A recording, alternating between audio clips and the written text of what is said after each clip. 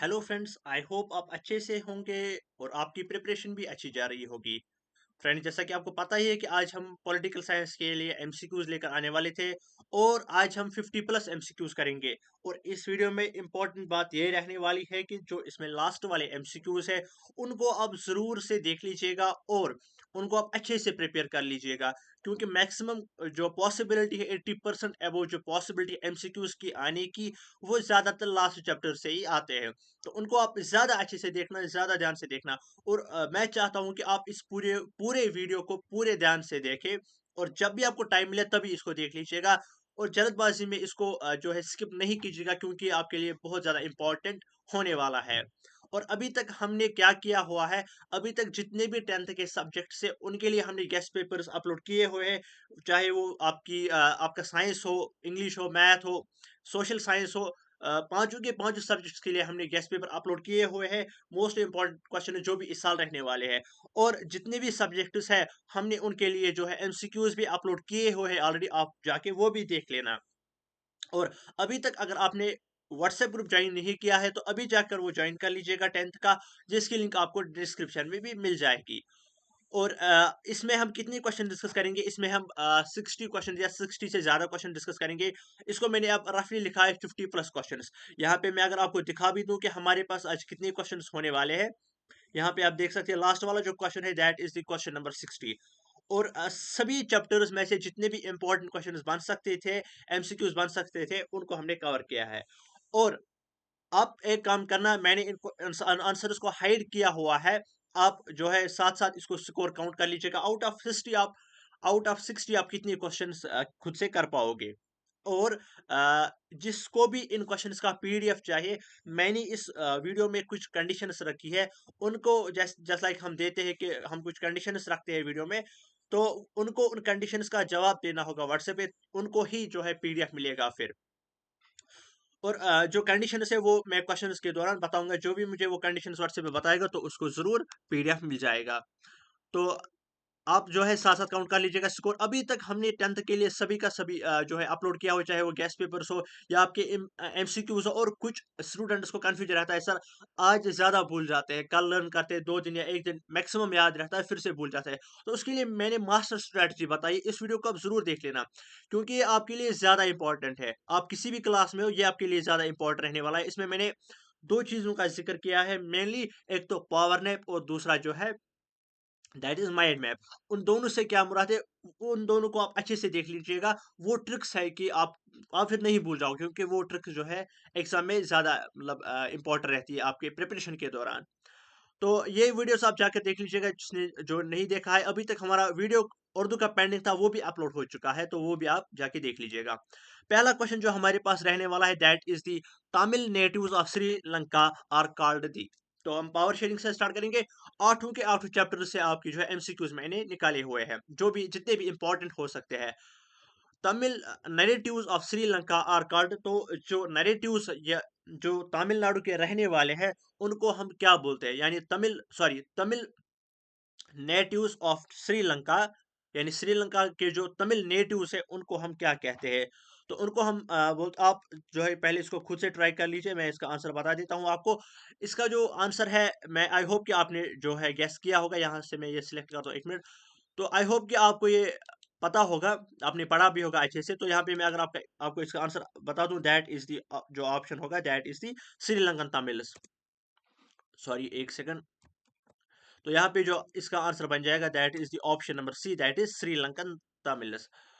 तो जो इसके बाद क्वेश्चन नंबर 2 है हमारे पास, that is in dealing with power sharing which one of the following statements is not correct about democracy. यहाँ पे लिखा हुआ है नॉट करेक्ट अबाउट डेमोक्रेसी। तो इसको आप ज्यादा मतलब जब भी आप एमसीक्यू पढ़ोगे अपने एग्जाम में, तो इसको माइंड में रख लेना कि नॉट लिखा हुआ है या नहीं। या तो नॉट लिखा होगा या तो इनकरेक्ट लिखा होगा। ये दोनों जो वर्ड्स है ये ज्यादा गलती कर देते हैं हमारे क्वेश्चन को, यानी जो भी हमारे पास एमसीक्यूज होते हैं। तो इसमें से गलत कौन सा है वो आपको ढूंढना है डेमोक्रेसी के लिए। तो पहला जो ऑप्शन है that is people are the source of all political powers. In democracy people rule themselves through institution of self government. In a democracy due respect is given to diverse groups and views that exist in a society. In democracy, if the power to decide is the person, it is not possible to take quick decisions and enforce them. इसका जो answer मैंने यहाँ पे पहले ही लिखा हुआ है that is option number D, ये हाइट नहीं हुआ है। तो यहाँ पे अब हम क्वेश्चन नंबर 3 डिस्कस करेंगे, that is the which is the capital of Belgium, most and the most important for this year, most and most important। तो बेल्जियम का कैपिटल कौन है, आप खुद से ट्राई कर लीजिएगा, आपने पढ़ा होगा। तो बी फॉर बेल्जियम, इसको आप ऐसे भी याद रखते हो, दैट मैंने इसको अपने टाइम पे ऐसे याद रखा था। And B for Brussels. तो इसका जो करेक्ट ऑप्शन बन जाएगा that is option number B. इसके बाद जो हमारे पास क्वेश्चन नंबर 4 है, that term elam stands for, these two questions are much more important for this year। तो इलम जो टर्म होती है वो किसके लिए हम यूज करते हैं, that is the use for the state, that is the option number B. इसके बाद जो हमारे पास नेक्स्ट क्वेश्चन है that is the question number 5, a belief that the majority community should be able to rule a country in whichever may it wants by disregarding the wishes and needs of minority। तो इसको हम क्या बोलते हैं, यानी यहाँ पे हम डायरेक्टली जो है डिसरिगार्ड करते हैं की विशेष को या नीड्स को माइनॉरिटी के। तो इसको हम डायरेक्टली यहाँ पे बोलते हैं दैट इज द मेजोरिटिज्म। तो इसका जो करेक्ट ऑप्शन होगा that is the option number C. इसके बाद जो हमारे पास क्वेश्चन नंबर 6 है, that is in which part of Sri Lanka are the Sri Lankan Tamils concentrated. तो अभी जो क्वेश्चन नंबर 1 है ये उसी के रिलेटेड है।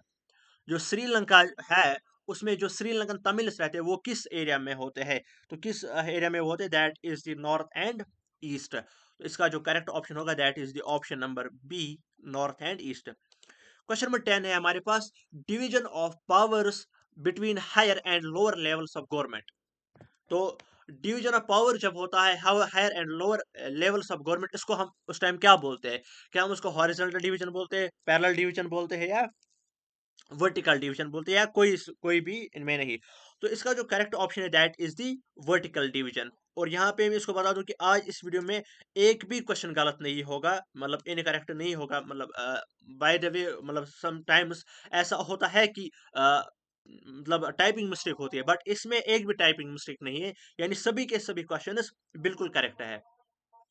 और जो भी स्टूडेंट इनमें से एक भी क्वेश्चन इनकरेक्ट दिखाएगा उसको, वो मुझे व्हाट्सएप पे कांटेक्ट करना, उसको रिवार्ड मिल जाएगा। तो यहाँ पे है that is the which one of the following statements about power sharing is correct है। एक्चुअली वो वाला क्वेश्चन 2 बार रिपीट हुआ है, तो आपको यहाँ पे पता है दैट इज ऑप्शन नंबर कौन सा होगा, that is option number C इसका आंसर होगा। ये ऊपर हमने किया हुआ है जिसका हमने आंसर हाइड नहीं रखा था। Which language is spoken by 80% people of Brussels, यानी इनमें से ऐसी कौन सी लैंग्वेज है जो 80% लोग यूज करते हैं किसमें, ब्रुसेल्स में। तो कौन से ऐसे, दैट इज दी फ्रेंच, जो कि ऑप्शन नंबर ए है। इसके बाद क्वेश्चन नंबर 10 हमारे पास है, which two language are generally spoken in Belgium, यानी बेल्जियम में ऐसी कौन सी लैंग्वेजेस है, जनरली 2 लैंग्वेज है जो बेल्जियम में बोली जाती है, जो बेल्जियम में यूज की जाती है। अभी एक ऑप्शन देखा आपने दैट इज दी बेल्जियम जो 80% यूज करते हैं। अब 20% आप देखोगे, यहाँ पे आप देख सकते हो तीनों ऑप्शन में फ्रेंच है। तो अब आप करेक्ट ऑप्शन जो इसका होगा that is Dutch and French, that is option number D. एक मिनट sorry, that is the option number D. तो इसके बाद जो हमारे पास नेक्स्ट क्वेश्चन है that is the question number 11, आप इसको देख लीजिएगा। A system of checks and balance is another name for which one of the following power sharing agreements, यानी किसके लिए ऐसा सिस्टम, किसके लिए ये टर्म यूज की जाती है इनमें से। तो power sharing among different social groups, vertical division of power or power shared among different levels of government, horizontal division of power or power shared among different organs of the government, power sharing in the form of political parties, pressure groups and governments। आप खुद से इसका answer try कर लीजिए एक बार। तो इसका जो करेक्ट ऑप्शन होगा that is the option number C, that is the horizontal division of power और power sharing among different organs of government। इसके बाद जो हमारे पास क्वेश्चन नंबर 12 है, which language was declared as the only official language of Sri Lanka by an act passed in 1956, यानी जो श्रीलंका में एक एक्ट पास किया गया 1956 में। तो उस टाइम कौन सी ऑफिशियल लैंग्वेज जो है करार दी गई उस time during the article passed in 1956। तो कौन सा वहां पे उनको कौन सी लैंग्वेज ऑफिशियल करार दी गई, दैट इज सिन्हाला। आपको ये पता होना चाहिए, आपने ये पढ़ा होगा अपने टाइम पे। जब आप स्कूल से या कोचिंग सेंटर में पढ़ते होंगे, Brussels is the capital of, अभी हमने वहां पे पढ़ा था बेल्जियम का कैपिटल क्या है, तो यहाँ पे उसका उल्टा है, that is Brussels is the capital of, that is the option number A, that is the Belgium.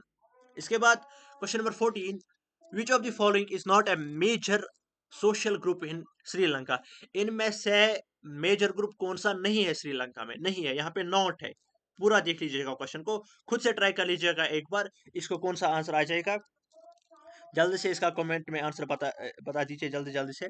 तो इसका जो आंसर है that is the only option, option number D, Anglo Indians. इसके बाद जो हमारे पास नेक्स्ट क्वेश्चन है that is question number 15, non sharing of power leads to, तो इसमें कौन सा ऑप्शन आएगा, नॉन शेयरिंग ऑफ पावर, यानी पावर्स में शेयर नहीं किया जाता है, तो पहला ऑप्शन जो है that is peace among all the communities, tyranny of majority and operation of the minority, negation of every spirit of democracy, both B and C, इसका जो ऑप्शन होगा that is the both, D होगा that is both B and C, यानी दोनों इसके लिए ठीक है। Which is the state religion of Sri Lanka, यानी आप इसको ऐसे भी लिख सकते हो कि ज्यादातर रिलीजन जो है, मतलब मेजोरिटी ऑफ रिलीजन कौन सा है श्रीलंका में, that is the only religion. पहले आप खुद से इसका ट्राई कर लीजिए, एक बार सोचिए आप इसका आंसर क्या होगा। इसका जो आंसर होगा दैट इज द बुद्धिज्म। इसके बाद जो हमारे पास नेक्स्ट क्वेश्चन है that is the number of seats reserved for women in panchayats and municipalities, the number of seats reserved for women in the panchayats and municipalities, यानी कितनी सीट्स रिजर्व रहती है वुमेन्स के लिए, कहाँ पे, पंचायत्स में और म्युनिसिपैलिटीज में, तो कौन कितनी सीट्स रिजर्व रहती है उनके लिए, that is the option number B, 1/3, यानी 1/3 सीट्स रिजर्व रहती है कहाँ पे, पंचायत और म्युनिसिपैलिटीज में, किन के लिए, वुमेन्स के लिए। इसके बाद एक और क्वेश्चन है, which are the basic objectives of federal system, यानी ये जो आपका दूसरा चैप्टर है फेडरलिज्म, वहां से क्वेश्चन पूछे गए हैं। आप पहले इसको खुद से ट्राई कर लीजिए एक बार, और साथ साथ इसका आंसर कमेंट में लिख लीजिए। तो इसका जो करेक्ट ऑप्शन होगा that is the both A and B, to safeguard and promote unity of the government to accommodate regional diversity, इसका जो ऑप्शन होगा that is the both A and B, यानी ऑप्शन नंबर डी इसका correct answer होगा। इसके बाद which among the following are the examples coming together federations, तो कौन सी इसमें एग्जांपल है, आप खुद से ट्राई कर लीजिए। मैं चाहता हूं कि आप एक बार खुद से ट्राई कर लीजिए, गलत भी हो जाएगा तो यहाँ पे मैं आपको करेक्ट आंसर दिखाता हूँ, फिर आप इसी को याद रख लीजिएगा। और आपसे रिक्वेस्ट है कि एक बार इसको आप एग्जाम से पहले जरूर देख लीजिएगा, फिर आपको याद रहेगा अच्छे से। तो इसका जो आंसर होगा that is USA, Switzerland and Australia, तो इसका जो करेक्ट ऑप्शन होगा that is the option number C. इसके बाद हमारे पास क्वेश्चन नंबर 20 है that is holding together federations are not found in, यानी होल्डिंग टुगेदर फेडरेशंस जो हमने अभी डिस्कस किया था, कहां पे वो पाया नहीं जाता है, that is the only option, option number D, that is the Australia. एक सेकंड, तो यहाँ पर एक और क्वेश्चन है that is question number 21, which form of power sharing is most commonly referred to as federalism, इसमें ऐसी कौन सी पावर शेयरिंग है जो हम रेफर करते हैं, मोस्टली रेफर करते हैं किसकी ओर, फेडरलिज्म की ओर, तो कौन सा ऐसा ऑप्शन होगा, that is the only option number B, vertical division of power. इसके बाद जो हमारे पास यहाँ पे हमने अभी कौन सा क्वेश्चन किया था, that is holding together federations, इसके बाद हमने ये वाला क्वेश्चन किया, अब हमारे पास क्वेश्चन नंबर 22 है, the union list include subjects as, यानी जो यूनियन लिस्ट है उसमें सब्जेक्ट मतलब उनका जो प्रोसीजर है तो वो कैसे है, तो आप खुद से एक बार ट्राई कर लीजिएगा कि इसका आंसर क्या आ जाएगा। तो इसका जो आंसर होगा that is defence, foreign affairs, banking, currency and communications, that is the option number D, इसका करेक्ट ऑप्शन होगा।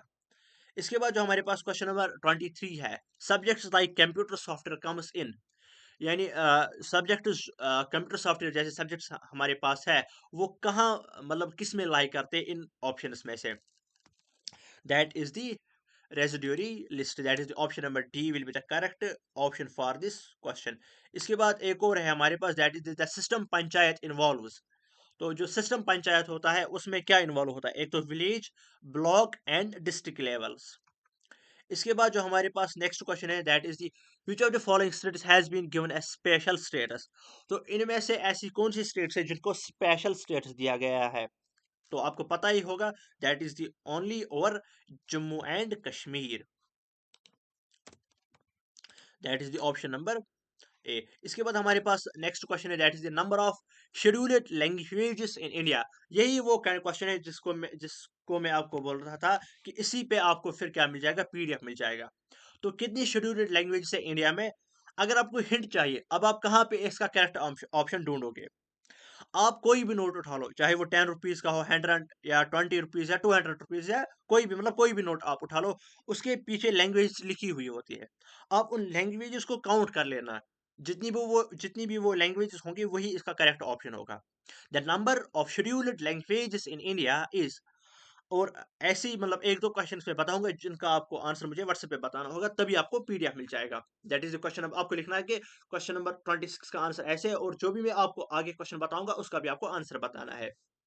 तो इसके लिए हिंट क्या है, आप कोई भी नोट उठा लो, उसको आप उसके पीछे जो है लैंग्वेज लिखी हुई होती है, तो आप उन लैंग्वेज को काउंट कर लेना, वही इसका जो है करेक्ट आंसर होगा। और साथ साथ आप कमेंट में भी बताना इसका करेक्ट आंसर क्या होगा। ये था हमारा क्वेश्चन नंबर 26। इसके बाद हम क्वेश्चन नंबर 27 डिस्कस करेंगे। That is the what is the third tier of government known as? Most and the most important question. What is the third what is the third tier government known as? तो क्या हम उसको बोलते हैं? What is the third tier of government known as? That is the local self government. That is the option number C is the correct option for this question.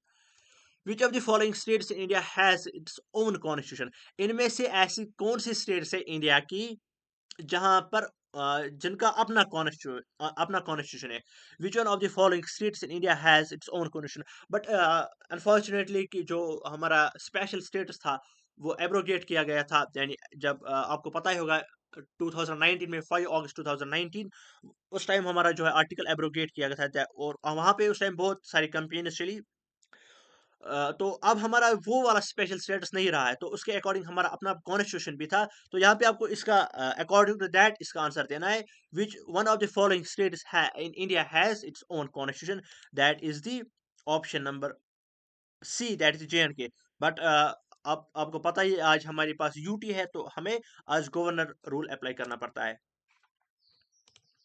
इसके बाद the civil rights movement in the US was led by, तो किसने वहां पे ये दिया था, कहाँ पे? The civil rights movement in the US, यानी यूएस में किसने दिया था ये? आप खुद से एक बार इसका आंसर ट्राई कर लीजिएगा, साथ साथ कमेंट में भी इसका आंसर लिख लेना। That is the option number, that is the option number कौन सा होगा इसका? ऑप्शन नंबर, सॉरी एक सेकंड आप वेट कर लीजिए।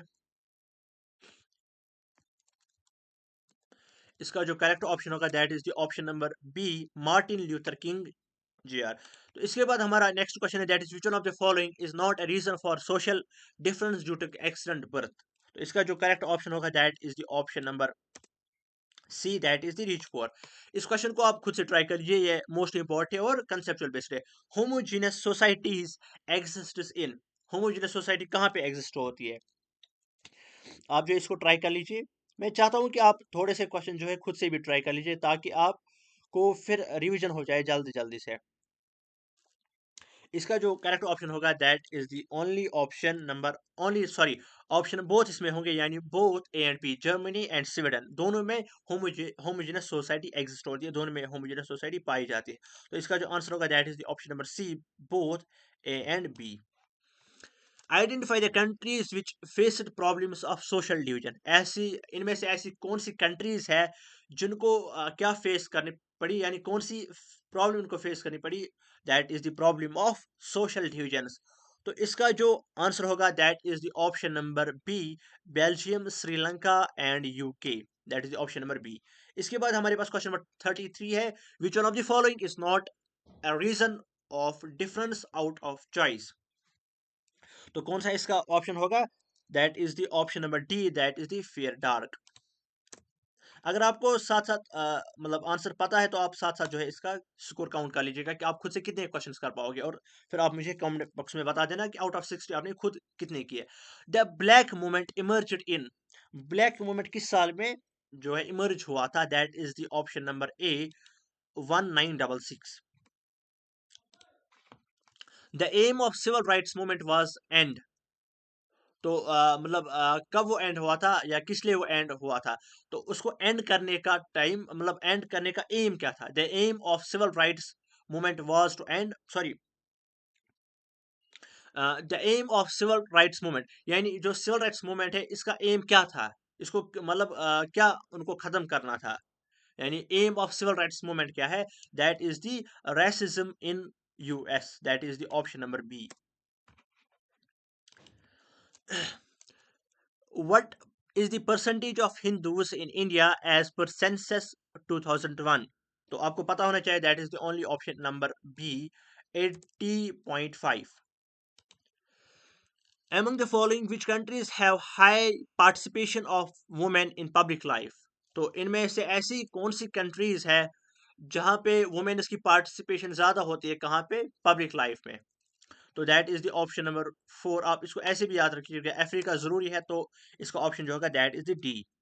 इसके बाद जो हमारे पास नेक्स्ट क्वेश्चन है, that is the family law deals with, यानी फैमिली लॉ जो होते हैं, दैट वो किसके लिए डील होते हैं? मैरिज एंड डाइवोर्स, एडॉप्शन या इनहेरिटेंस? तो किसके लिए वो डील होती है जो कि कहा कहते हैं? That is the family laws. आप इसको खुद से एक बार ट्राई कर लीजिए, ये भी इंपॉर्टेंट क्वेश्चन रहने वाला है, मोस्ट इंपॉर्टेंट क्वेश्चन है ये भी। That is the family laws deal with मैं इसको आपका करेक्ट ऑप्शन दिखाता हूं। तो इसका जो करेक्ट ऑप्शन है, that is the option number D, all of the above, यानी मैरिज भी होता है, एडॉप्शन और इनहेरिटेंस, मतलब सब फैमिली के साथ ही रिलेट होती है, फैमिली डील्स। इसके बाद the distinguishing feature of communalism, तो कम्युनलिज्म का डिस्टिंग्विशिंग फीचर क्या है इनमें से? Followers of a particular religion must belong to one community. Communalism leads to belief that people belonging to different regions can live as equal citizens within one nation. A communal mind does not lead to quest for political dominance of one's own religion community. A secular constitution is sufficient to combat communalism. इसका जो correct option होगा, that is the option number A, followers of a particular reason must belong to one community, यानी वो एक community को belong करनी चाहिए। In India the representation of women in legislature has been, यानी इंडिया में जो वुमेन्स का रोल है, यानी वुमेन्स की रिप्रेजेंटेशन है लेजिस्लेचर में, तो वो क्या है? क्या वो मॉडरेट है, हाई है, लो है या वेरी लो है? इसका जो ऑप्शन है, that is the option number D, that is the very low. इसके बाद हमारे पास क्वेश्चन नंबर 41 है, that is the system where father is the head of the family is called. Most important question for this year, most and the most important question. तो इसका जो होगा, that is patriarchy. तो इसका जो correct option होगा, that is option number C, patriarchy. Jyotiba Jyotiba Phule was और was an, तो क्या थी वो? दैट वो थी सोशल रिफॉर्मर। ये मैंने आपको रिसेंटली बताया था एक वीडियो में, जो हमने एमसीक्यूज कवर किए थे। इसके बाद from given countries which has high participation of public life, तो आप अभी हमने ये क्वेश्चन किया, आप जो है इसका कर लेना खुद ही। तो इसका जो आंसर होगा, दैट इज, मैंने बताया था कि इनमें से ओनली द कंट्री है जहां पर वुमेन्स की पार्टिसिपेशन ज्यादा होती है पब्लिक लाइफ में, दैट इज द अफ्रीका। तो इसके साथ कौन आ जाएगा साथ में? That is Sweden, that is option number C. Which of the following is a pressure group, इनमें से प्रेशर ग्रुप कौन सा है? खुद से ट्राई कर लीजिए एक बार, इनमें से कौन सा प्रेशर ग्रुप है? Which one of the following is a pressure group? तो इसका जो करेक्ट ऑप्शन होगा, that is the option number D, workers trade union. Which one of the following political parties come to power in Bolivia in 2006? तो कौन सी party है? क्या वो कम्युनिस्ट पार्टी है, रिपब्लिकन पार्टी है, द सोशलिस्ट पार्टी है, कंजर्वेटिव पार्टी है? तो कौन सी पार्टी है वो? खुद से ट्राई कर लीजिएगा एक बार, ताकि आपको साथ साथ रिवीजन हो जाए और आप इसको रिमेंबर कर सके अच्छे से।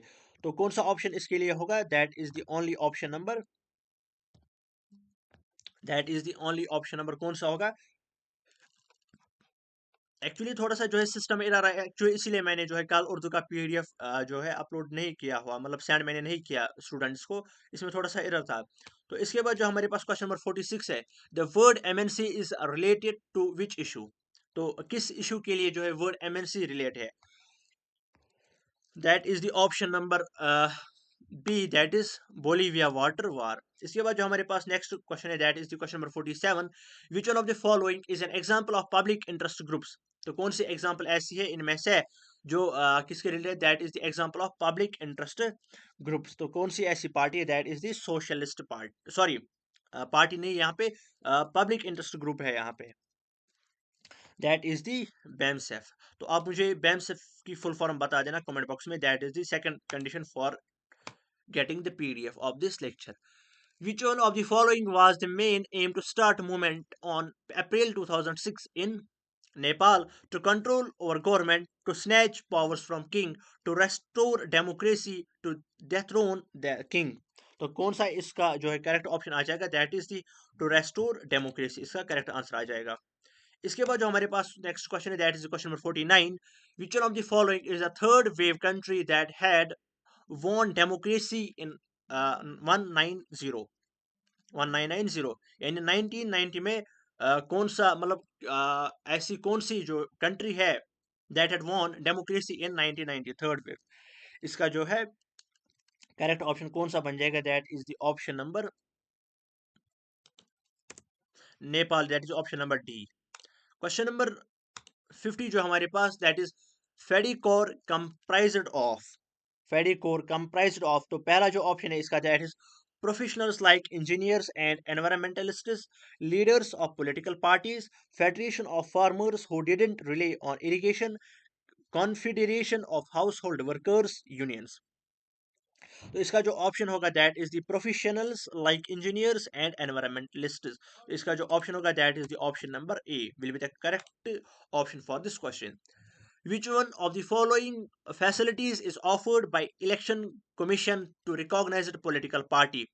तो इनमें से कौन सी फैसिलिटीज प्रोवाइड की जाती है इलेक्शन कमीशन की तरफ से एक रिकॉग्नाइज्ड पार्टी को? तो that is party name, election funds, election symbol, manifesto. तो कौन सा इसका करेक्ट ऑप्शन हो जाएगा?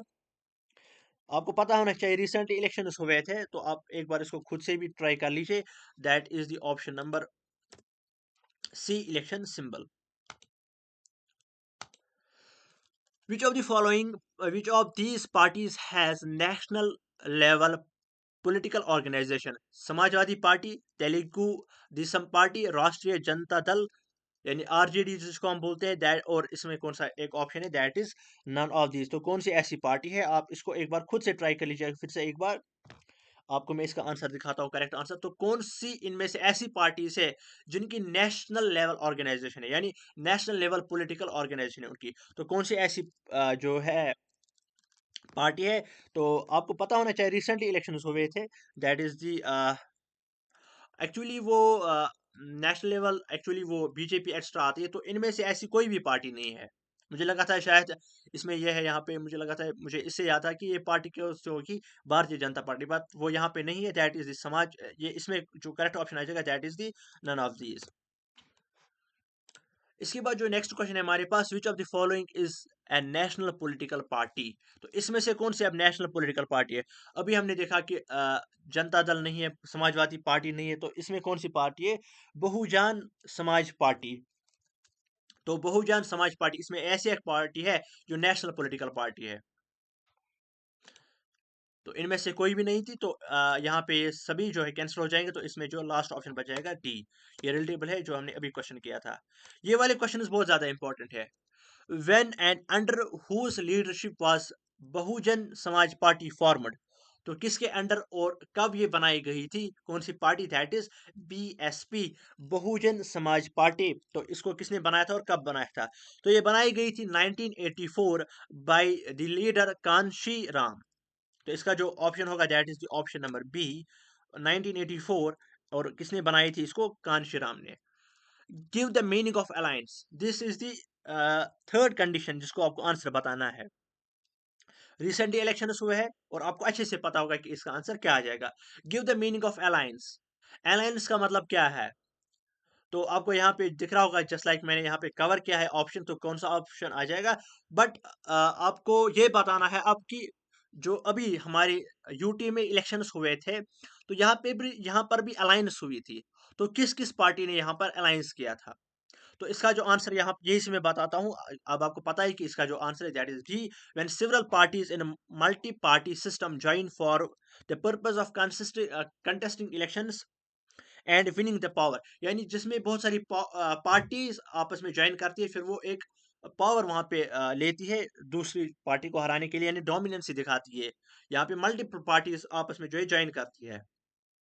इसका जो करेक्ट ऑप्शन है वो डी है। बट आपको ये बताना है कि हमारे जम्मू कश्मीर में जो अभी रिसेंटली इलेक्शंस हुए थे, वहां पर किस किस ने अलायंस किया था, किस किस पार्टी ने अलायंस किया था। जो बड़ी दो पार्टीज है, एक्चुअली जो है एक दो पार्टीज फिर लास्ट में ऐड भी हुई थी, छोटी पार्टीज, बट आपको मेन दो पार्टीज का नाम बताना है। That is the second condition जो जिसका आपको आंसर बताना है, तभी आपको पीडीएफ मिलेगा।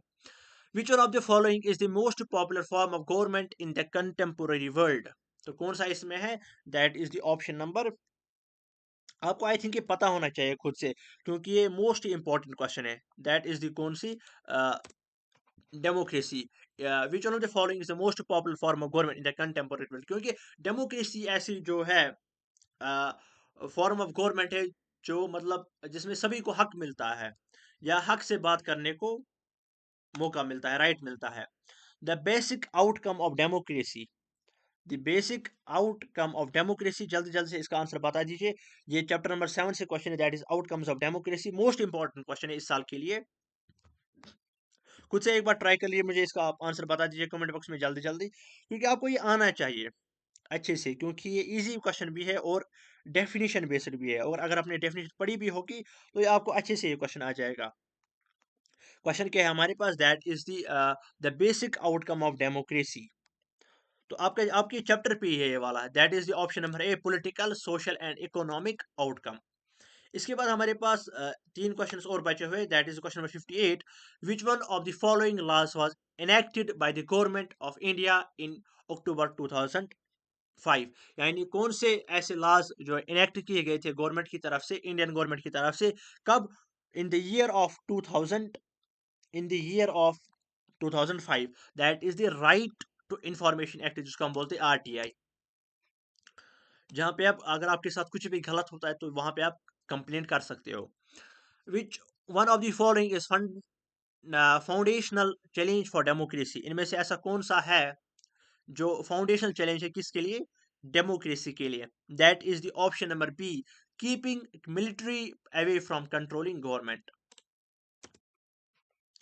नेक्स्ट लास्ट जो इस जो है इस हमारे आज के सेशन का या आज के लेक्चर का क्वेश्चन है, that is the every established democracy faced, यानी किस में वो फेस करती है, challenge of expansion, challenge of डीपिंग of democracy, foundational challenge, dictatorship. That is the only the option challenge of expansion, option number A will be the correct option for this question.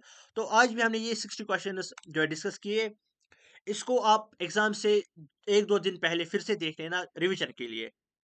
ये बहुत ज़्यादा important video होने वाला है, और इस video में हम हमने क्या कंडीशंस रखी थी, ताकि आपको पीडीएफ मिल जाए। यहाँ पे मैं अगर दिखा दूँ आपको, एक क्वेश्चन था यहाँ पे आपको रिवाइंड करने के लिए, that is the question number 26। इसके लिए मैंने हिंट भी दी थी, हमारे नोट पे कितनी लैंग्वेज लिखी हुई होती है, वही इसका करेक्ट ऑप्शन है। तो आज की वीडियो में हम इतना ही डिस्कस करेंगे।